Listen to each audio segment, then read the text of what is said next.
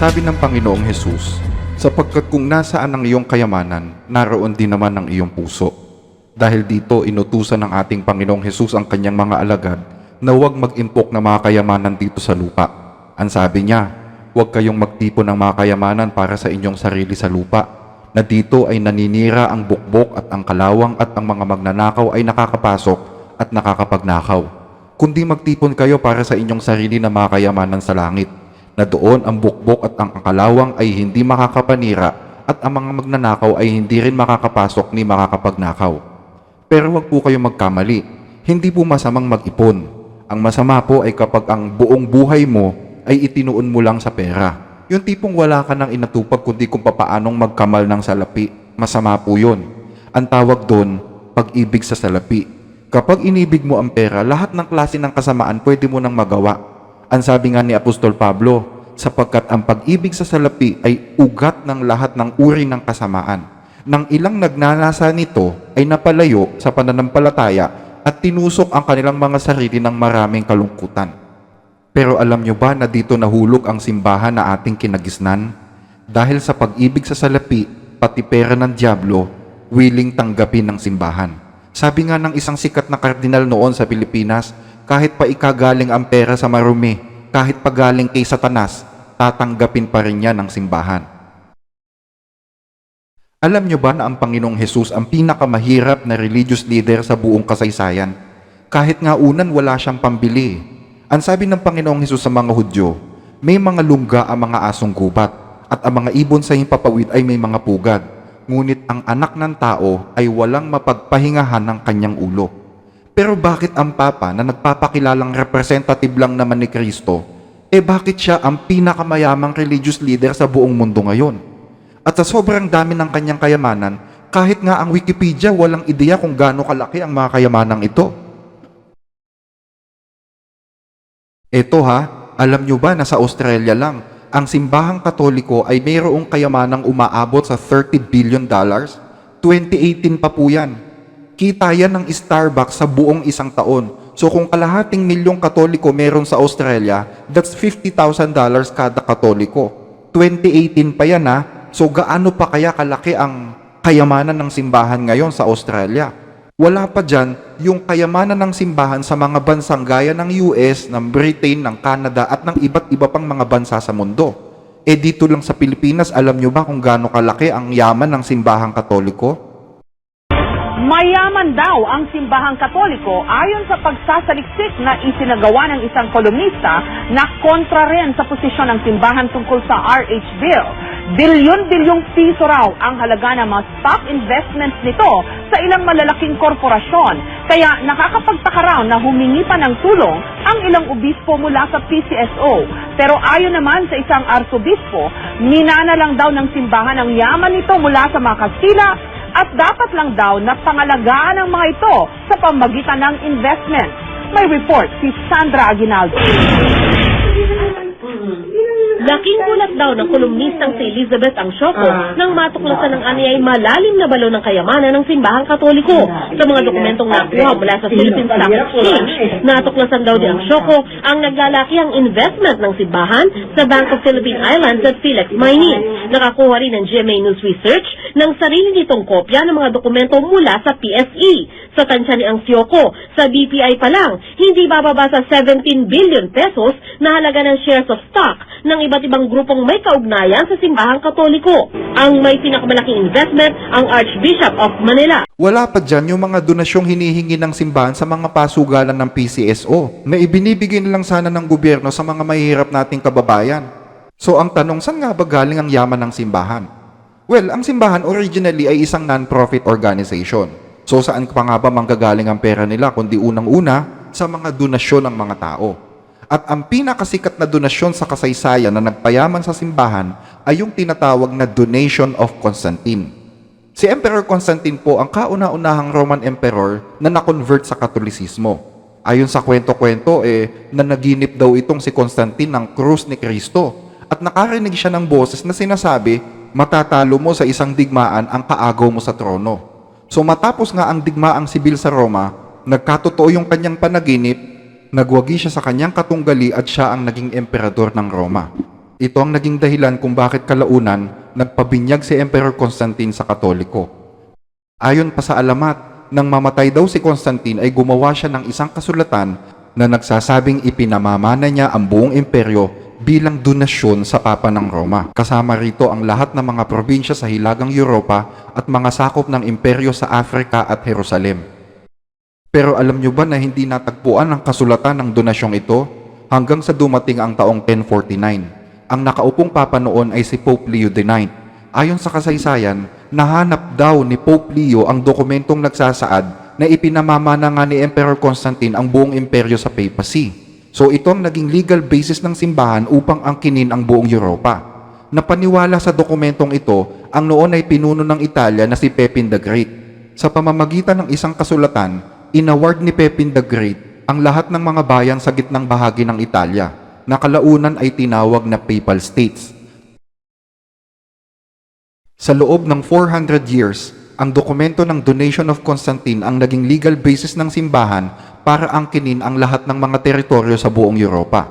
Ito rin ang naging dahilan kung bakit ang mga hari sa Europe noong Middle Ages ay naging katiwala o vassal ng Papa sa Roma.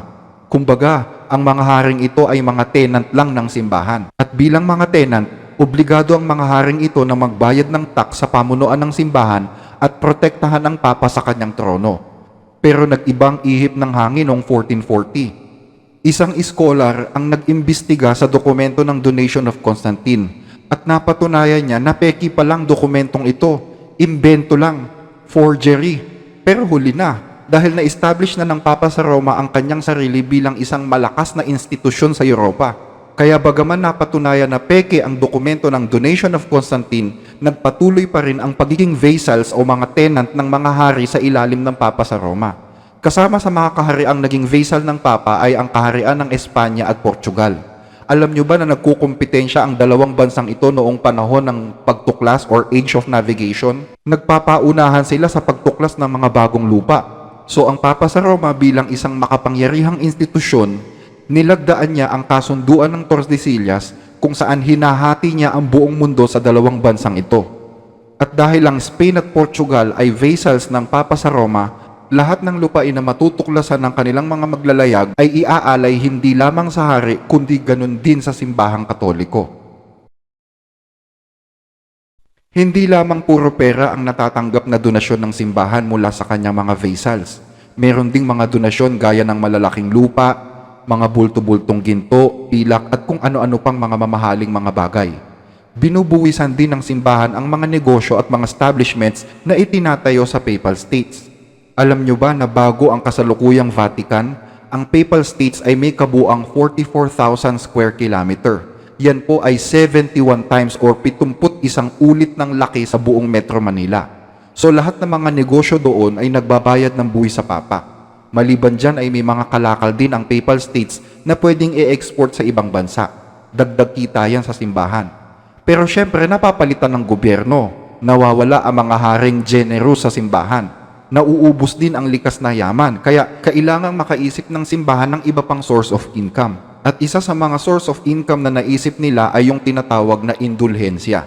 Ang sabi ng simbahan, kahit napatawad ka na ng Panginoong Hesus, kailangan mo pa ring mag-suffer ng parusa sa mga kasalanan mo dito sa mundo hanggang sa kabilang buhay. So para mabawasan ang parusa mo, sabi ng simbahan, magbayad ka ng indulhensya. Even after our sins have been pardoned, there is some degree of amendment and purification to be made up for the damage that has been done. Is a form of reparation. The church has the faculty to sort of like waive this reparation that needs to be done for the damage that's been done to the moral order. And the way to obtain an indulgence is very easy. There are certain actions that the church has already prescribed. At sa bawat kalansing ng pera, pwede ring umangat unti-unti ang kaluluwa ng isang taong namatay mula sa purgatorio. At alam nyo ba na during the Middle Ages, ginto, mga lupain, mga mamahaling mga alahas ang ibinabayad ng mga dugumbughaw sa Europa para lang mapatawad sila sa kanilang mga kasalanan. At hindi lang yon, naniningil din ang simbahan noon ng pera para sa kaligtasan ng kaluluwa ng mga miyembro. Remember Johann Tetzel? Si Johann Tetzel ay isang German Dominican friar and preacher. Kung babasahin ninyo sa Wikipedia, Johann Tetzel was appointed Inquisitor for Poland and Saxony, later becoming the Grand Commissioner for Indulgences in Germany. Tetzel was known for granting indulgences on behalf of the Catholic Church in exchange for money.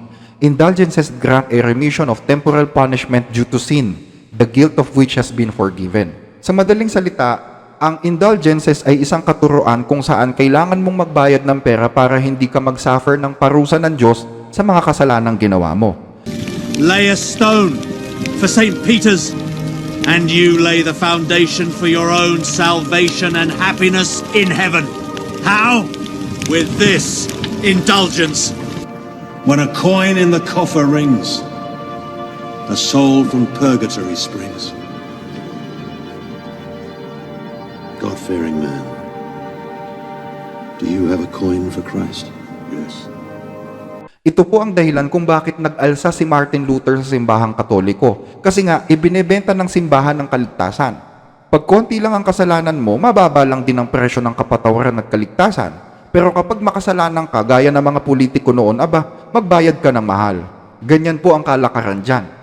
At dahil sa perang kinita ng indulhensya, na ipatayo ng simbahan ang St. Peter's Basilica sa Vatican. Lumipas pang mga taon, pumutok ang French Revolution. Naghari sa Europa si Napoleon Bonaparte. Nawala ang karamihan ng mga monarchy sa Europe na nagsisilbing vassals ng Pope. At ang mga tao, para silang nagising sa mahabang pagkakatulog dahil namulat sila sa mga korupsyon ng simbahan at ng mga politikong kaalyado nito. Dahil dyan, humina ang kumpiyansa ng mga tao sa simbahan at nag-alsa sila. Nabawasan ang kita ng simbahan at nagkautang pa siya dahil hindi naman nabawasan ang maluhong paghahari ng Papa sa Roma. So para makagulapay sa gastos, lumapit ang Vatican sa pamilya ng Rothschilds para mangutang.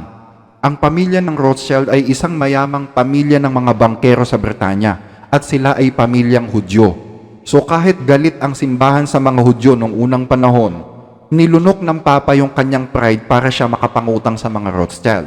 Hindi naman siya nabigo dahil pinautang din siya ng perang nagkakahalaga ng 400,000 pounds or kalahating milyong dolyar sa ating panahon. Malaking halaga na po yan noong panahon na yon. At nadagdagan pa yung utang na yan nang mangutang naman yung sumunod na Papa.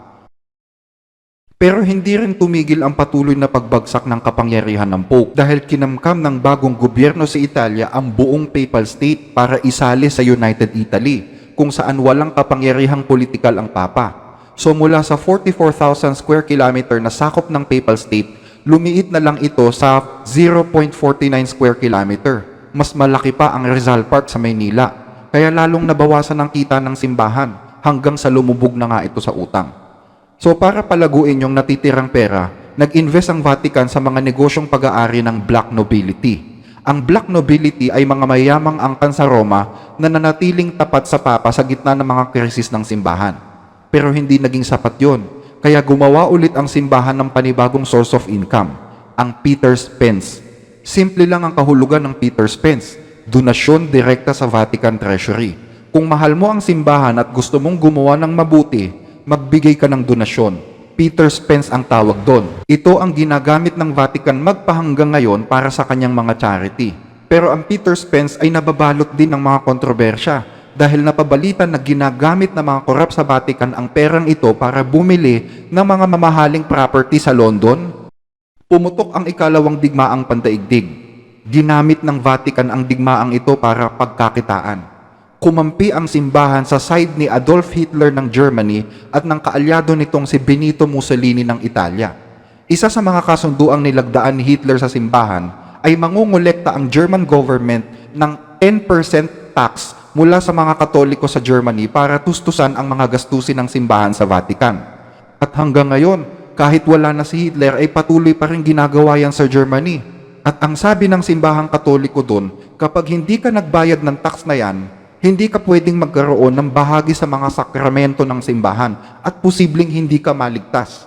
Kaya tuloy, maraming mga Katoliko doon ang nagsialisan na sa pagiging Katoliko. So, maliban sa mga tax na kinukolekta ng German government para sa Vatican noong panahon ni Hitler, alam nyo ba na bago matapos ang ikalawang digmaang pandaigdig, lahat ng mga ginto na nakulimbat ng mga Nazi sa mga biktima ng Holocaust at sa mga Croatians na biktima ng mga Ustachi, lahat ng mga gintong yon ay pinagdadala sa Vatican for safekeeping. Yung ibang mga kayamanan ay idinirekta sa mga Vatican accounts sa Swiss banks. Pero syempre, tinatanggihan ng Vatican ngayon. Malaki pa sana ang perang mapupunta sa Vatican mula sa gobyerno ni Hitler kung hindi lang naging mahigpit ang mga bangko sa Amerika at sa Britanya. Karamihan kasi ng mga pera ay naideposito sa mga bangko sa Amerika at sa Britanya. So nang malaman ng mga gobyerno doon na yung perang yon ay galing sa Germany, agad na i-freeze yung mga accounts na ito. So para wag maulit yung ganitong klase ng aberya, binuo ng simbahan ang Vatican Bank. Sa lahat ng mga bangko sa buong mundo, isa lang ang branch ng Vatican Bank at ito ay nasa Vatican City. Sa lahat ng mga bangko, bukod tanging ang bangkong ito ang hindi sakop ng anumang international regulation. Meaning, anumang transaksyon na may kinalaman sa Vatican Bank, hindi required ang bangko na maglabas ng balance sheets or ng anumang financial reports. Ang perang lumalabas at pumapasok sa bangkong ito ay ligtas sa anumang investigasyon. Kaya kahit sinong magdeposito dito, siya man ay membro ng sindikato o isang Poncio Pilato o isang korap na diktador, malaya siyang magdala ng pera o magdeposito sa Vatican Bank nang hindi nakikwestiyon. Sinasabing dito sa bangkong ito, nakatago ang mga ginto at mga kayamanang nagkakahalaga ng $1.5 billion na nakulimbat ng mga Nazi noong ikalawang digmaang pandaigdig. Pero syempre, hindi lang kay Hitler kumita ang Vatican. Kumita din sila kay Mussolini. Ayon sa kasaysayan, nagbayad ang gobyerno ng Italia na noon ang Prime Minister ay si Benito Mussolini ng perang nagkakahalaga ng mahigit $82 million dahil sa pagkakawala ng Papal State sa kamay ng Pope. Pero pagpasok ng 20th century, muling nabawasan ang pera ng Vatican dahil sa pagbabayad naman ng mga daños perjuicios sa mga biktima ng mga paring umabuso ng mga bata. Sinasabing umabot sa nagkakahalagang $8 billion ang binayaran ng simbahan para patahimikin ang mga biktima ng pang-aabuso ng mga pare. At dahil sa mga iskandalong ito, humina na naman ang koleksyon ng simbahan sa mga donasyon. Nabawasan ang kumpiyansa ng mga tao kaya humina rin pati mga donasyon. So para bumalik ang tiwala ng mga tao, naghalal ang Vatican ng isang mabait na pope na magpapakilalang may concern sa lahat at handang ipaimbestiga ang lahat ng korupsyon sa Vatican. So nanawagan itong Pope na ito na maging transparent sa lahat ng mga financial transactions ng Vatican at tigilan na ang korupsyon. At dahil mabait na nga ang Papa, lumaki na naman ang donasyon ng mga tao dahil bumalik na naman yung kumpiyansa nila. Nag-invest din ang Vatican sa iba't ibang mga malalaking korporasyon dito sa mundo para lalong palaguin yung kanilang pera. Dito lang sa Pilipinas, hindi nyo ba alam na napakalaki ng investment ng simbahan sa mga malalaking kumpanya dito? Laking gulat daw ng kolumnistang si Elizabeth ang Soko nang matuklasan ng anyay malalim na balon ng kayamanan ng simbahang Katoliko. Sa mga dokumentong nakuha mula sa Philippine Stock Exchange, natuklasan daw ni ang Soko ang naglalakihang investment ng simbahan sa Bank of Philippine Islands at Philex Mining. Nakakuha rin ng GMA News Research ng sarili nitong kopya ng mga dokumento mula sa PSE. Sa tansya ni ang Soko, sa BPI pa lang, hindi bababa sa 17 billion pesos na halaga ng shares of stock ng iba't ibang grupong may kaugnayan sa simbahang Katoliko. Ang may pinakamalaking investment ang Archbishop of Manila. Sa Philex Mining Corporation naman, umaabot daw sa halos 175 million pesos na halaga ng shares ang pag-aari ng Archbishop of Manila, Archbishop of Zamboanga at iba pa. Nagulantang ako doon sa laki ng pera na nasa stock. Bukod pa doon, yung panghihingi nila doon sa PCSO, ang kinumpetensya nila ay yung mga mahihirap na mga mamamayan. So, ito po ay investment sa Philippines pa lang. Ang Vatican ay may investment din sa mga negosyo ng pamilya Rothschild sa Britain, sa Amerika at sa France. Meron din silang mga investment sa mga malalaking bangko gaya ng Hambros Bank, Credit Suisse sa London at sa Zurich, sa Morgan Bank, sa Chase Manhattan Bank, sa First National Bank of New York, sa Bankers Trust Company, at marami pang mga bangko sa mundo. Meron ding investment ang Vatican sa IBM, sa General Motors, sa General Electric, sa Shell, sa Gulf Oil, sa Procter & Gamble, sa Bethlehem Steel, at marami pang iba. Marahil magtanong kayo, bakit nangihingi pang simbahan sa PCSO? Bakit nakikipagkumpetensya pa siya sa mga mahihirap na nanghihingi sa gobyerno? Bakit sinasabi ng simbahan na may mga financial crisis sila? Siguro para hindi mahinto yung pagdodonate ng mga tao, di ba? Kung lalabas na kinakapos ka, syempre mga tao maaawa, magdodonate. So, ang tanong natin ganito, balik tayo sa Biblia. Anong mangyayari sa mga kayamanang ito bago dumating si Kristo? Kasi napakalaki ng kayamanan ng simbahan eh. Hindi lang ang simbahan actually, lahat ng mga relihiyon na nakipagkaisa sa Kanya. Lahat ng mga relihiyon na nagpaampon dito sa dakilang Babylonia. Anong mangyayari sa kanilang mga kayamanan bago dumating si Kristo? Ang sabi ng Biblia ganito, ibigay din ninyo ang mga ayon sa ibinigay niya sa inyo at bayaran ninyo ng makalawang ulit ang kanyang mga gawa. Sa kopang kanyang pinaghaluan ay inyong ipaghalo siya ng makalawang ulit. Kung gaano siya nagmalaki at namuhay sa kalayawan, gayon din ang ibigay ninyo sa kanyang pahirap at pagluluksa, sapagkat sinasabi niya sa kanyang puso, ako'y nakaupong isang reyna, hindi ako balo at hindi ko makikita kailanman ang pagluluksa. Kaya't sa loob ng isang araw ay darating ang mga salot sa kanya, kamatayan, pagluluksa at gutom, at siya'y lubos na susunugin sa apoy sapagkat makapangyarihan ang Panginoong Diyos na humatol sa kanya. So kapag nabuksan uli ang isip ng mga tao sa korupsyon ng mga relihiyon at politika, magkakaroon ng malawakang pag-aalsa sa mundo.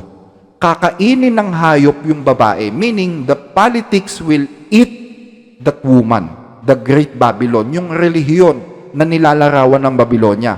Iti-take over ng mga nag-aalsa ang gobyerno at wawasakin ng bagong gobyerno ang mga relihiyon.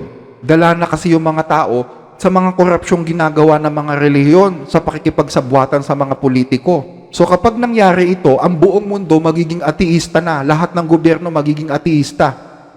Hindi na sila maniniwala sa Biblia, hindi na sila maniniwala sa relihiyon, at hindi na rin sila maniniwala sa Diyos. Kasi sinira na ng mga relihiyon ang reputasyon ng Diyos eh.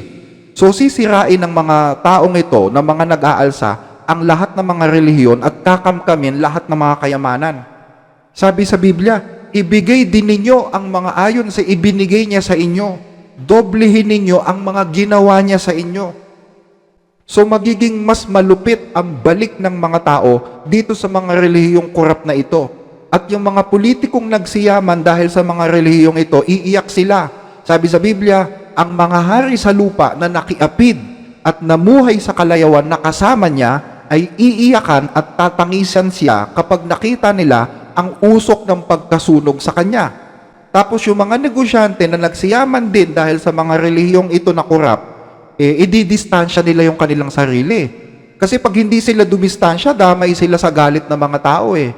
Ito sabi ng prophecy, ang mga mangangalakal na mga bagay na ito na tumatangis at tumataghoy na yumaman dahil sa kanya ay tatayo sa malayo. Ididistansya nila yung kanilang sarili. Bakit? Dahil sa takot sa pahirap sa kanya na nagsasabi kahabag-habag, kahabag-habag ang dakilang lungsod. Siyang nagsusuot ng gintong lino at kulay ube at pula at napapalamutian ng ginto, mahalagang bato at perlas, sapagkat sa loob ng isang oras ay nalipol ang ganito kalaking kayamanan. At sila'y nagbubuhos ng alabok sa kanilang mga ulo at nagsisigawan. Ibig sabihin, nagluluksa sila. Nagsisigawan na nag-iiyakan at nananaghoy na nagsasabi, kahabag-habag, kahabag-habag ang dakilang lungsod, na siyang nagpayaman sa lahat na may mga barko sa dagat, yung mga mangangalakal, yung mga negosyante, dahil sa kanyang mga kayamanan sapagkat sa loob ng isang oras, siya ay nawasak. Nakita nyo? So ganyan ang nakatadhanang mangyari sa mga korap na relihiyon dito sa lupa, lalo na yung dakilang Babylonia. Lahat ng perang nakatago sa mga bangko ng mga relihiyong yan, isasambulat yan sa mga huling araw at kakamkamin yan ng mga nag-aalsa. Kaya nga nagsiatungal yung mga politiko tsaka yung mga mayamang negosyante sa mundo. Dahil yung pera nila na nakatago sa mga bangkong ito, kakamkamin yan. Kakamkamin yan ng mga tao. Yan ang mangyayari. Kaya nga bago mangyari yan, ang panawagan ng Diyos, lumabas kayo sa mga relihiyong ito. Or else, damay kayo sa mga salot na ibubuhos dyan bago dumating si Kristo. Revelations 18:4, at narinig ko ang isa pang tinig na mula sa langit na nagsasabi, magsilabas kayo sa kanya bayan ko, upang huwag kayong madamay sa kanyang mga kasalanan at huwag kayong makabahagi sa kanyang mga salot.